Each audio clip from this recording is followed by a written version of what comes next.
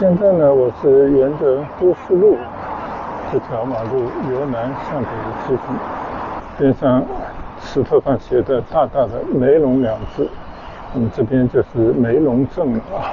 好，现在呢，我将要通过 S20 高速公路的桥下。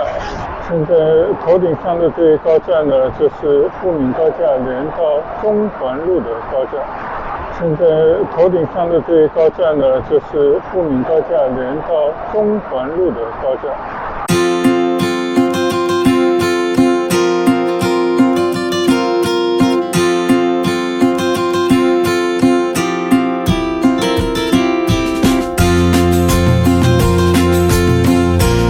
嗨，大家好，今天天气不错，气温最高应该可以去到20来度，所以今天我继昨天在黄河滨江那边肆意的行走了一番以后，今天我们改变方式，还是骑着我的小单车出行。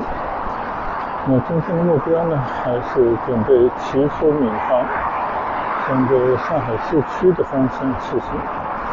具体去哪里呢？其实也无所谓啊，就是到哪到哪，随着那些熟悉的马路，凭着记忆，凭着以前的印象。有些地方呢，以前去了又去了，但也有一些地方呢，可能好久没有去了，得去重温一下上海的老街区，大概就是今天骑行的目的。那我现在从新庄家里出发，会骑过前面的春生路、莲花路，然后呢，应该是走富民路啊。到底走哪条路呢？那就随性而为，随便走走啊。因为离开上海有段时间了，所以每一条路呢，对我来讲都会有一些新鲜感啊。但是我相信呢，很多马路跟我以前记忆当中已经有所不同了。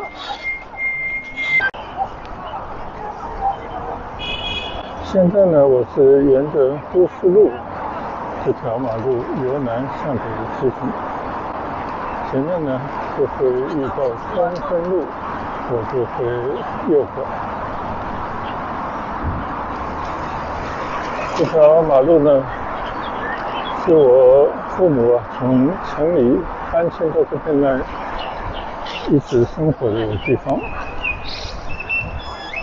虽然它离上海市区还是稍微偏了一点，但是经过这个几十年的算是发展了，也是变成了宜居的地方。就普通老百姓如果要求不高的话呢，在这边生活其实也是样样都可以得到满足。唯一的呢，就是年轻人要到城里去上班了，那他可能呢，就是每天要经受通勤之苦。无论你开车走富民高架，现在也是塞得天昏地暗，还是你要搭乘地铁，你可能从这边呢要转车，然后到了市区，可能还要走很多路。这个只是住在郊区人的无奈。但是呢，想想这边的房价便宜很多，那可以省下钱来满足生活的开销，所以我觉得也没什么好抱怨的。其实生活不就这样吗？不但在妥协之中找到平衡。好了，我现在呢已经赶到了春生路上了。这些马路呢，其实都还算是比较新的，因为也就是这几十年建起来的社区，在马路的两边很多房子都不算旧。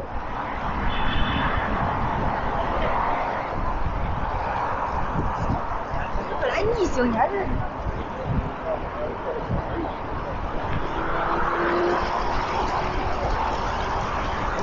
观看我前几期视频的朋友呢，就了解到，我昨天在上海滨江行走算是一段漫长的 city walk， 我就把它分成了很多段跟大家来做一些相对比较详细的分享。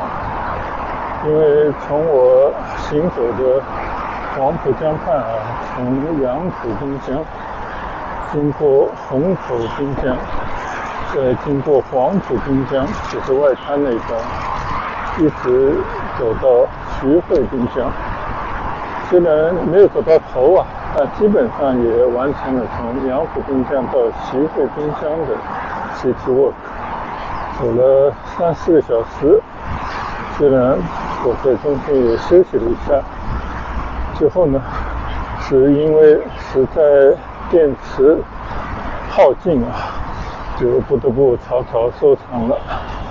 但分成5-6段跟大家的分享，大家就可以从我的镜头里面看到上海的变化，相信会有一些惊喜尤其是对于一些老上海人来讲，看到家乡的变化，应该心情会比较激动。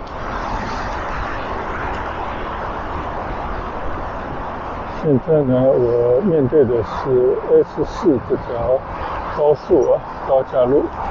这条路呢，经过了台升，尤其在营都路这边将来打通营都路，可以直接从这边去到浦江对岸。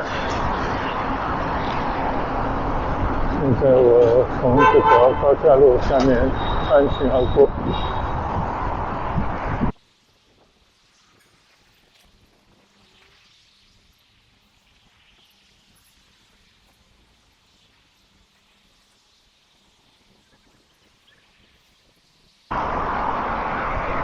现在骑行的这条春生路我已经骑行过多次。就无论你要到上海市区，还是往前面呢，去到徐汇滨江基本上都是走这条路比较合适。但这条路呢，漫长，而且也没什么特色，就是普通马路原本呢，我就不想再录了。但想着既然已经在这条路上骑行了，还是跟大家展示一下这条马路两边的这些道路的状况。同时呢，也跟大家闲聊一番我这次回到上海，那中国人的传统父母不在了，他的坟在哪里？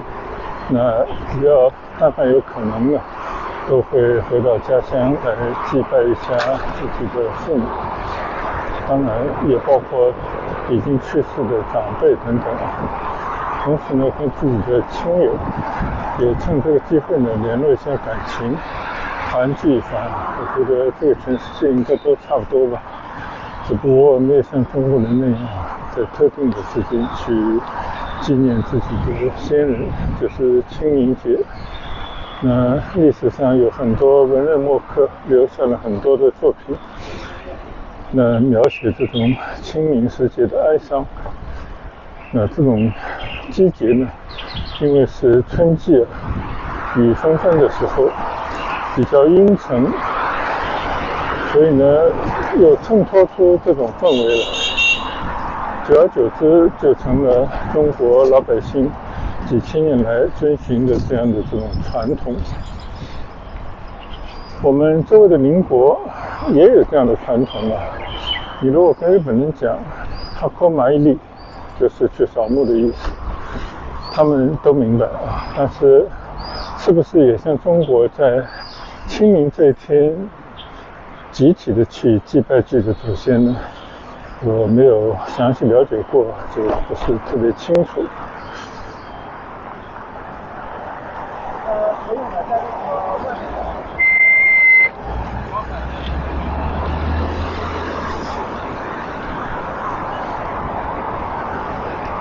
所以就是因为这个原因回到自己的老家。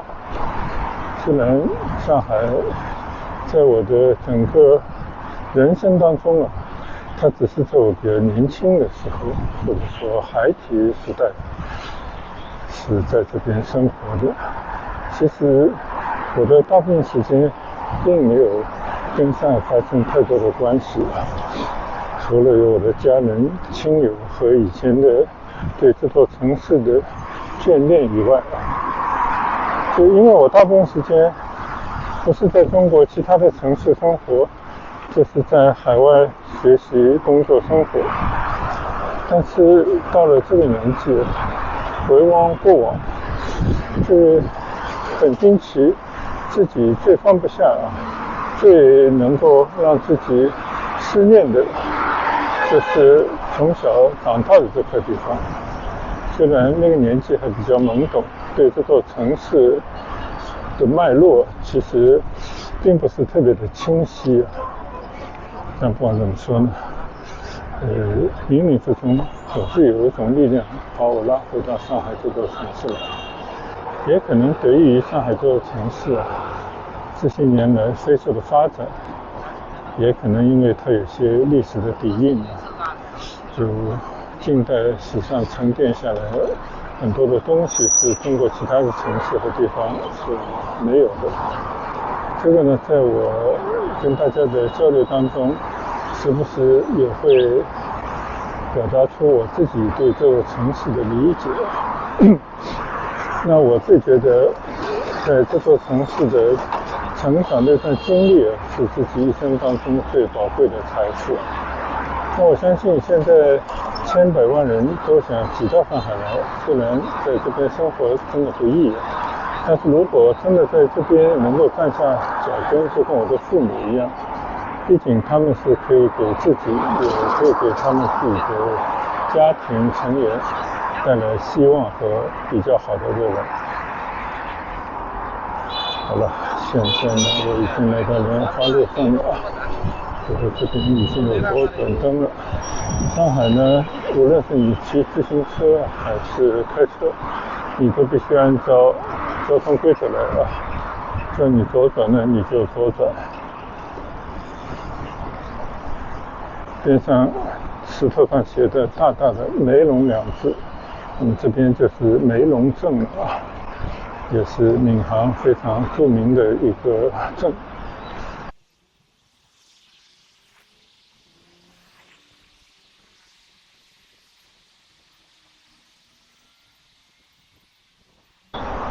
闵行的这些马路呢，说不上高级但是都比较宽敞，而且因为这是这几十年来新建的边上也种了不少的大树，搞了一些绿化。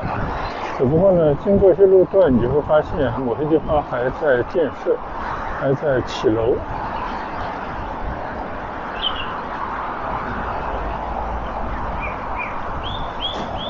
这个路上呢，经常会经过很多小桥，底下呢就是一些河浜。这条叫韩市径。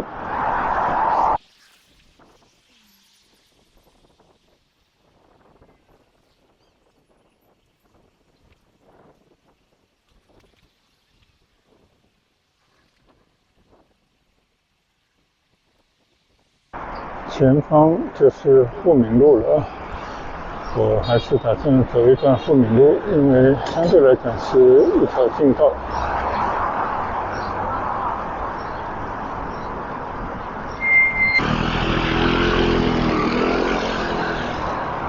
好，现在呢，我骑过新珠路其实这边有非常大片的绿地也只有像闵行这种新的城区才会有这么多的绿地。也建成了很多的公园但是这么大片的绿地你靠走路有时候真的走不赢的。那我觉得最好呢，就是开放给大家让大家骑单车到里面去逛。可是这边却不允许单车入内。我的马路的左侧就是梅龙生态公园，其实这边公园是一个套的一个。这边水系发达，我看这个右侧又是一条河浜。好，现在呢，我将要通过 S20高速公路的桥下。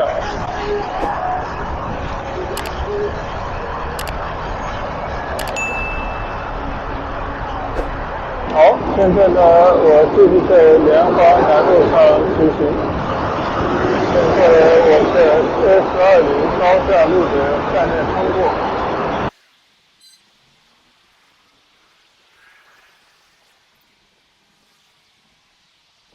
今天我还没有忘记把我的码表放上，从家里出来到现在接近4公里了。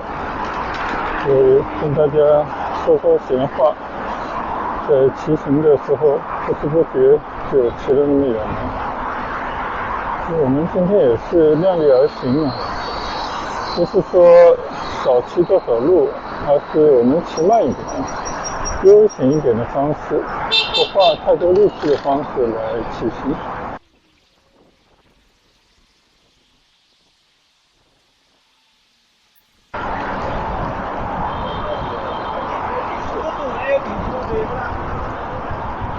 今天早上我还看到有一位网友给我留言，因为也是一位老观众，他见我来到上海，还问我要不要去骑一下上海的绿道。我不知道他指的是哪条绿道，因为上海绿道很多。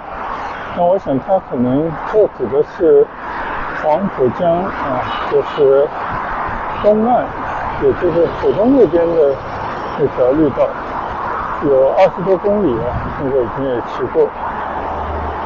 但是呢，我知道从我家骑到那边如果骑到杨浦大桥，就是我昨天去的杨浦滨江的对面，大概接近30公里，所以一个来回就是60来公里。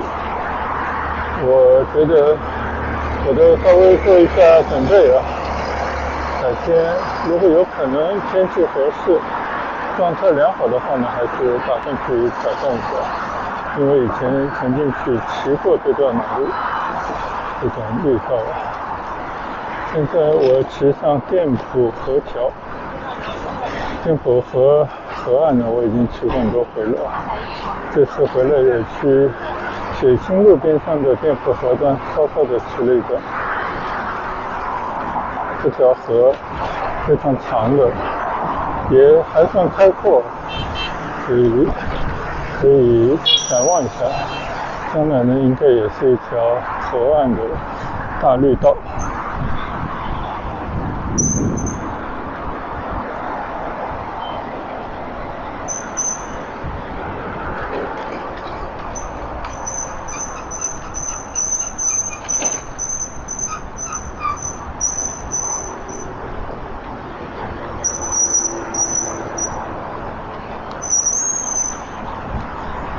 好，现在骑过罗秀路，我们继续往富民路方向骑行。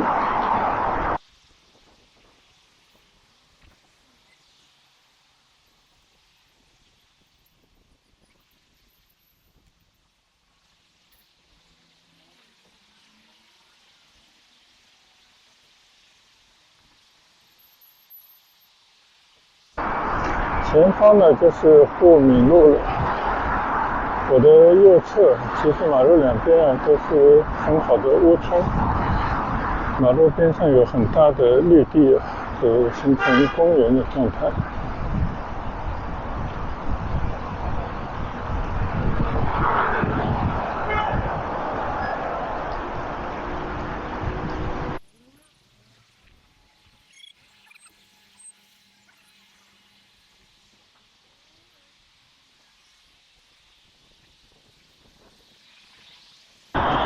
现在骑过莲花南路上的隧道。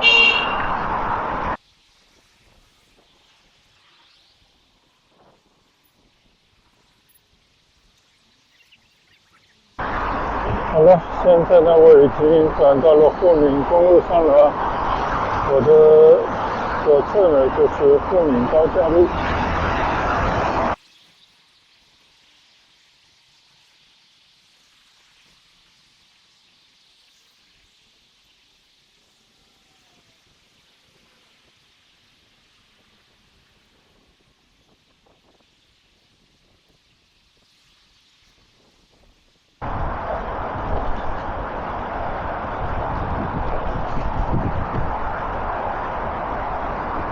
现在我左侧上方的这条沪闵高架非常重要，它起着贯通闵行就是相对比较郊区地方到城市当中的快速通道。后来呢，又有了前面的中环立交，那么去到浦东就变得非常容易了。但是在那么多年以后，在徐家汇方向，这条沪闵高架成了一个绕不过的堵点，所以交通是很成问题。即便以前设计了很多的马路，还是不够用。听说上海现在也是限制汽车牌照的发放就是尽可能的减少一些车辆。但是前些年放了很多的绿牌，就是新能源车的牌照，因为那些牌照都不需要拍卖，也不需要花钱，买车即可上牌。这个给上海的城市交通一下带来很大的压力。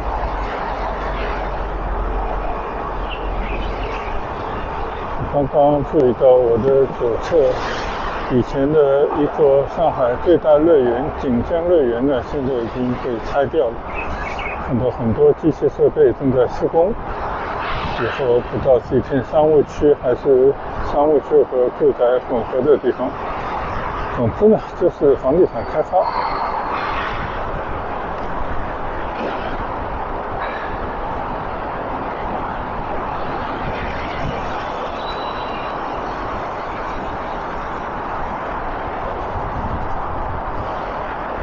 现在头顶上的这个高架就是沪闵高架连到中环路的高架。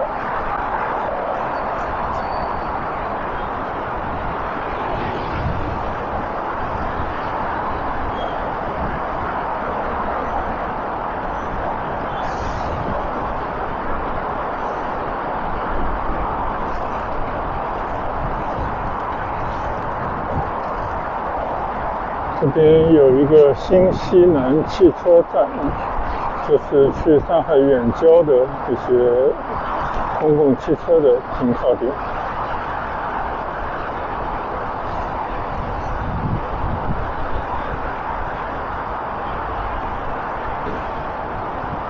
我的右侧就是一个地铁站这是1号线地铁的锦江乐园站。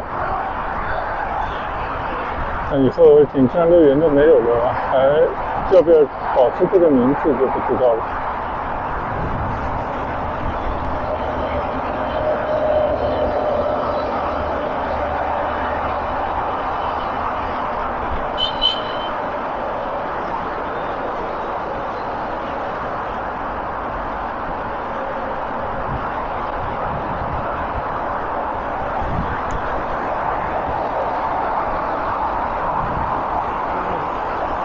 我记得从我家里骑到徐家汇应该有个9公里左右吧。我看了一下码表，现在已经骑了差不多7公里了，应该还有个3公里左右就可以到徐家汇了吧。好久没有骑这条大马路了，今天骑起来还是非常的轻快。只是今天天气暖了，我估计要不了多久我就要穿着短袖衣服骑行。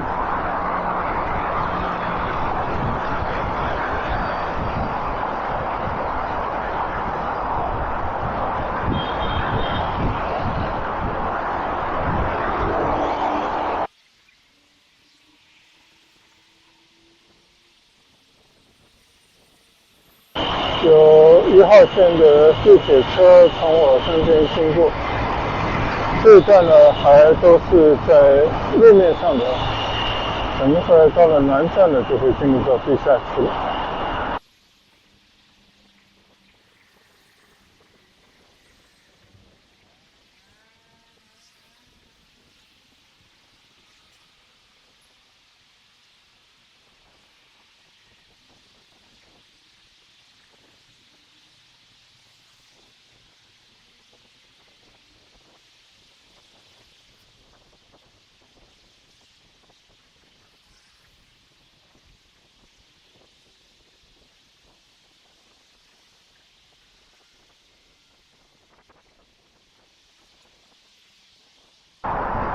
前方呢就是老富民路啊，在我的右侧，左侧这段呢叫桂林路，就是去桂林公园的这条马路。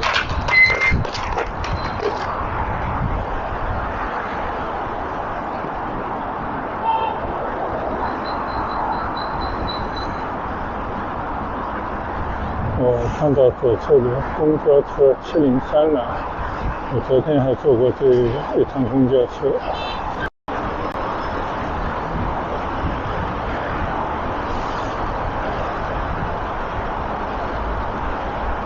好，现在呢，我骑过老富民路，以前的富民路就是按照老的富民路的走向来走。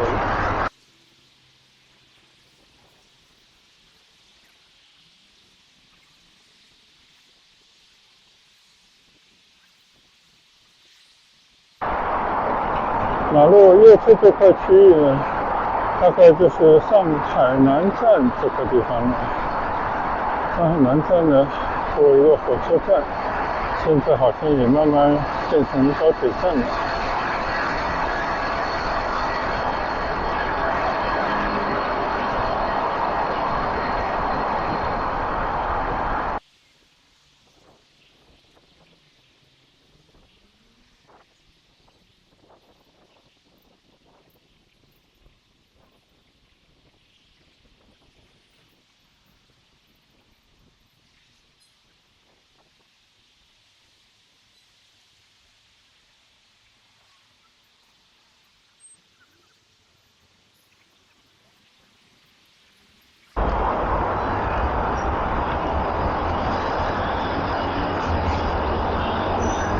现在我骑过柳州路啊，这边应该是有一条隧道通向浦东的吧。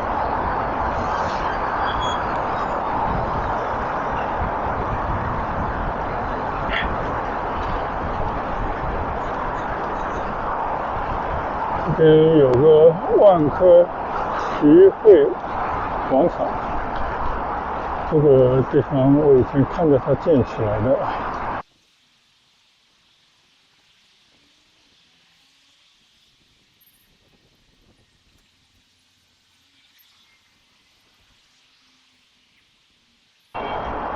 看来这个万科学会广场啊，这些商业楼宇连成一整排啊，这种房子样式都差不多，也说不上好看啊。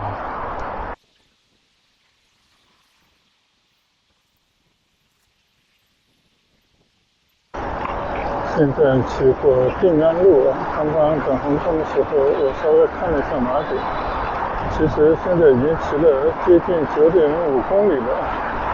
看来到徐家汇啊，比我想象的还要稍微远一些。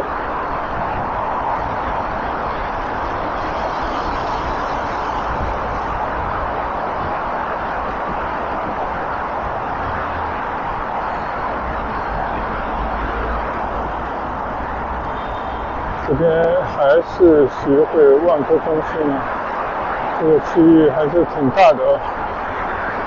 那我就觉得时间也差不多，骑了10来公里了，就把这一段当成我今天前往市区骑行的第一站吧。